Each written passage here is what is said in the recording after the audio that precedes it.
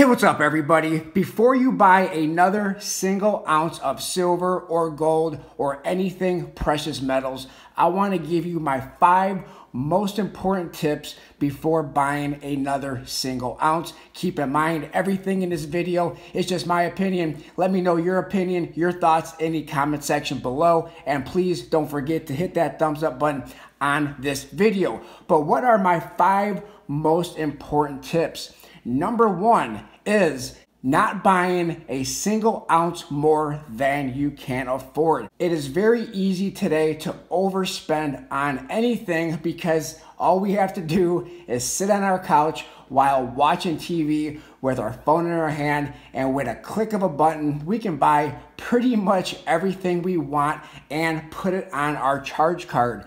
When it comes to precious metals, we want to, in my opinion, try to avoid using a charge card for precious metals. When we're buying online, whether we're buying on social media or buying from an online dealer, most online dealers have the option to use a charge card, and in most cases, they're charging you a lot of money, a lot of extra fees to use that charge card. I believe it's between 5 and 6% to use a charge card, or they have the cash and electronic check option, which in my opinion, if I'm gonna be buying online, it's a very wise idea, in my opinion, to use the electronic check or cash option, because we know that we can't spend more than we have in the bank. We do not want to FOMO into buying precious metals. It's very easy to FOMO with everything that we're hearing on social media. It's very easy to FOMO, and in my opinion, we do not want to FOMO. And yes, FOMO, the fear of missing out, is very real. With hearing about shortages of silver, with hearing about all of the silver items that a lot of dealers do not have, it's very easy to FOMO. We don't want to have that fear of missing out. One way to not overspend and to not use that charge card is to buy local. When I can, I like to buy local. I like to go to my local coin shop or LCS, because my LCS and all the coin shops in my area do not accept credit cards. So you have to make sure you have the funds in hand, the cash in hand, and that is one way. One of the best ways, in my opinion, is to shop local to make sure that we are not overspending. Online dealers, I get it, are very convenient, and they're gonna have a lot more options than your local coin shop is going to have, so I do get it. Let's try to make sure we are not overspending. Speaking of overspending, I believe we have to be watching premiums. Premiums, especially on silver, is through the roof. Premiums go up, premiums come down. It all depends on what demand is for said silver at the time. Premiums on American Silver Eagles for the last couple of years have been extremely high. So I have been avoiding, for the most part, buying American Silver Eagles, with the exception of buying one for each calendar year. But American Silver Eagles, in my opinion, should be avoided.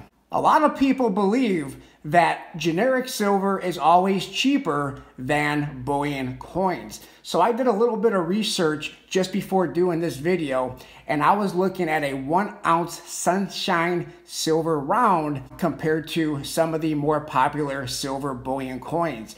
And the one online dealer that I was looking at, the 1 ounce Sunshine silver round was actually about $1 more expensive, higher premium than a 1 ounce silver 2023 Canadian Maple Leaf. So in my opinion, when we are shopping the online dealers, keep premiums in mind and do price comparison between all of the different options of silver bullion, whether it be generic, privately minted silver, and silver bullion coins. Number 3 is buy stuff that is recognizable. That's why I like to stick with government minted coins, because when it's time to sell, most people are going to be familiar with most of the government minted coins. I try to stay away as much as possible from rounds and bars. However, I do get it. A lot of people like to buy silver rounds, silver bars, privately minted silver. When I do buy silver rounds and bars, we're looking at one here. Let's take a look at this Buffalo. This Buffalo is from the Golden State Mint. I do believe that most coin shops, most people should be familiar with the Golden State Mint.